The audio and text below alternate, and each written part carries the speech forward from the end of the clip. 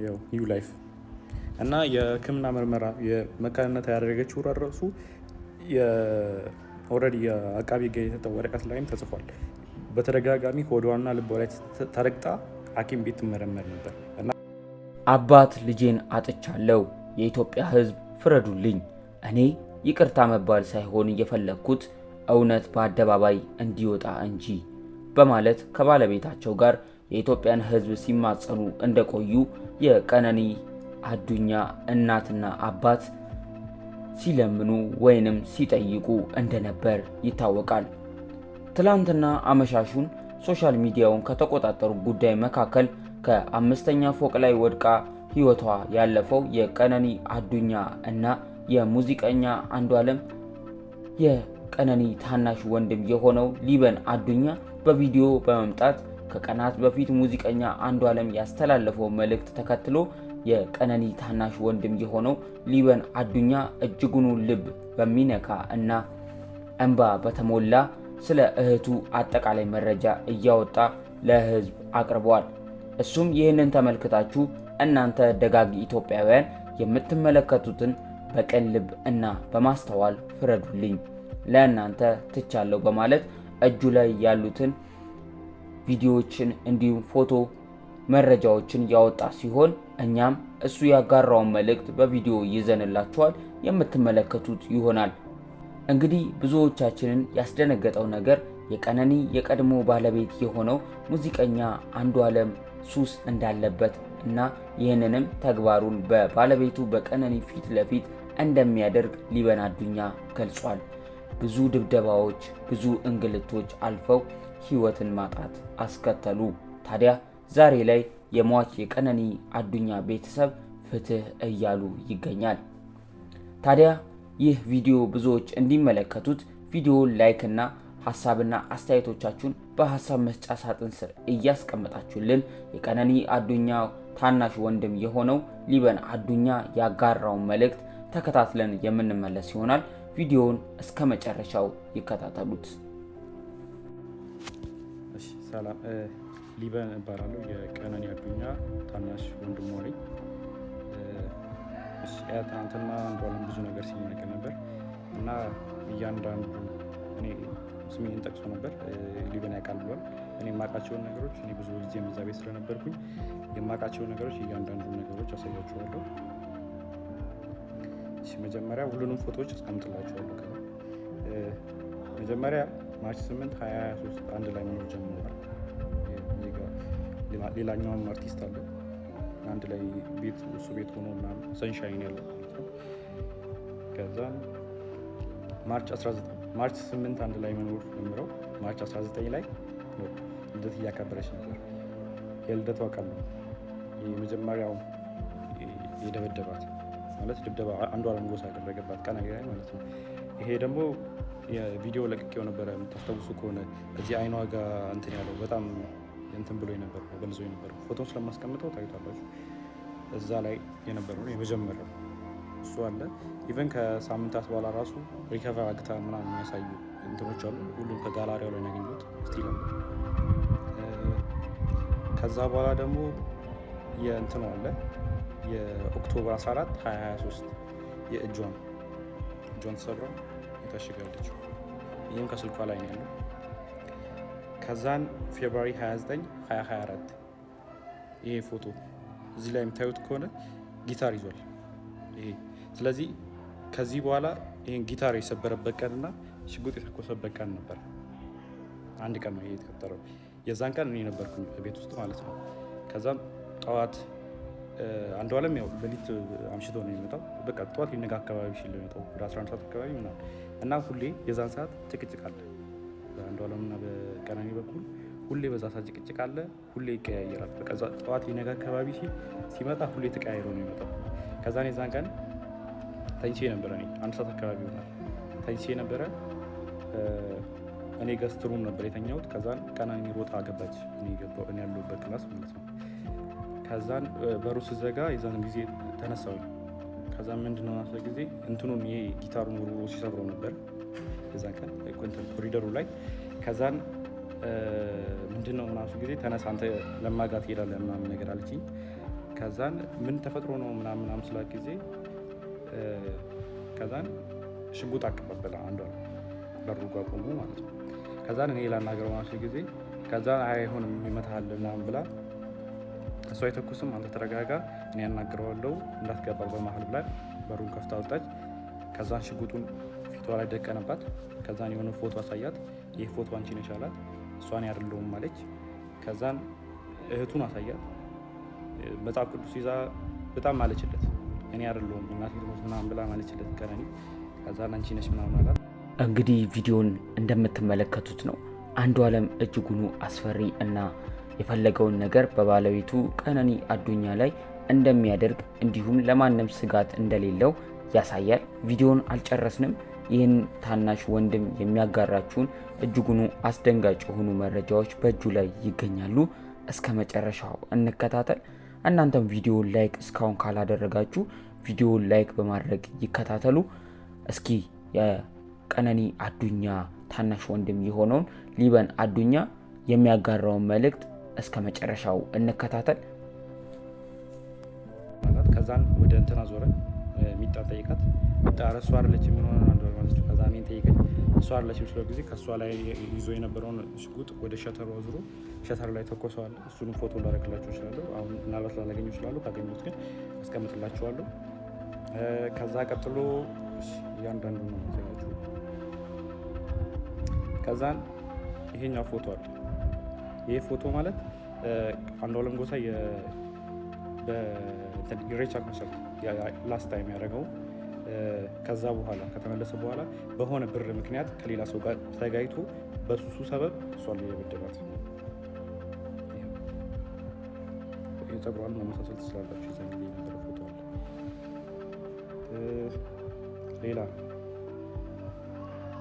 ሌላ ጃንዋሪ 27 2025 ይሄ ፎቶ አለ። ይሄ ደግሞ ከመሞታ አንድ ወር ከ15 ቀን ወይ አንድ ወር ከምናምን ነው የሚለው። ጃንዋሪ 27 ማለት እሷ ማርች 11 አካባቢ። ስለዚህ በጣም አንድ ወር ከ15 ቀን ማለት ይቻላል። የዚህን ቀንም እኔ እዛ ቤት ነበር። ማታ መብራት የለም ነበረ። ከዛ አንድ ላይ እየተጫወትን ነበረ። እሱም አብሮን ነበረ።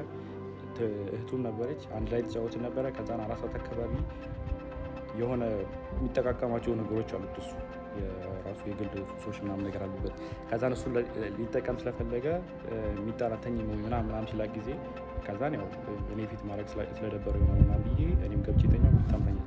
ከዛን ወደ 10 ሰዓት 11 ሰዓት አካባቢ መሰለኝ በጣም ጭቅጭቅ ሰማሁ እና እኔ ሚጣ ክላስ ነበርኩበት። ከዛን ከሚጣ ክላስ ወደዚህ የሚጠቀም ገስት ሩም አለ። ከገስት ሩሙ የሰራተኛው ከሰራተኛው ነው ሳሎን ቤት ያለው። ከዛን ጭቅጭቅ በጣም ይጨቃጨቃሉ ምናምን ነገር ስለምን እንደሆነ በደንብ አላውቅም፣ አልሰማሁትም። ግን ጭቅጭቅ የሆነ የጭቅጭቅ ድምፅ ሲሰማኝ ነበር። ከዛን ተነሳሁ በጭቅጭቁ። ከዛን በመሀል አልገባም ብዬ ለረጅም ሰዓት ቁጭ አልኩ። ከዛን የሆነ ሰዓት የሚወድቅ ነገር ሰማ። ከዛን የዛን ጊዜ ከፍቼ ስወጣ ቀጥታ በኮሪዶሩ ላይ የነበረው አንዷለም ነበረ። አንዷለም እንትን አለኝ ኖጊዱቲ በመሀላችን እንዳትገባ ምናምን ብሎ እኔም መልሶኝ ቤት በሩን ቆልፎ የሚጣ ክላስ ውስጥ ነበርኩ። በሩን ቆልፎት ከዛን 5 ደቂቃ ምናምን ቆይቶ መጣና ከፈተው። ሂድና ናግራት አለኝ። ከዛን በሩ ጋር ሲሄድ ጥርሱ አካባቢ ደምቷል። ከዛን ጥርሱ አካባቢ ደምታለች። ወድቃ ዝም ብላ እያለቀሰች አይደለም ዝም ብላ ቁጭ ብላ ነች። ከዛን ሚጣን ቀሰቀሳት። እዛ ሚጣና እኔ ወስደን እሷ ሚጣ ገስትሩም ለእኔ ይለቃልኝ ነበረ የእሷን ክላስ። ከዛ እሷ ገስትሩም ነበር የነበረችው። ከዛ ገስትሩም አስገባናት ከሚጣ ጋር። ከዛ በኋላ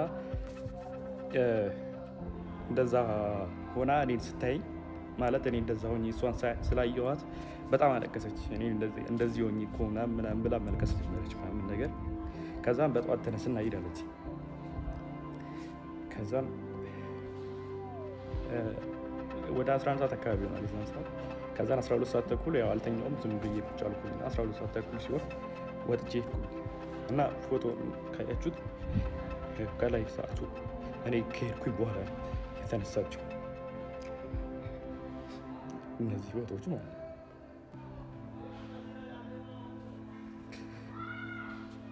ሌላ ደግሞ ስለ እንትኑ ጉዳይ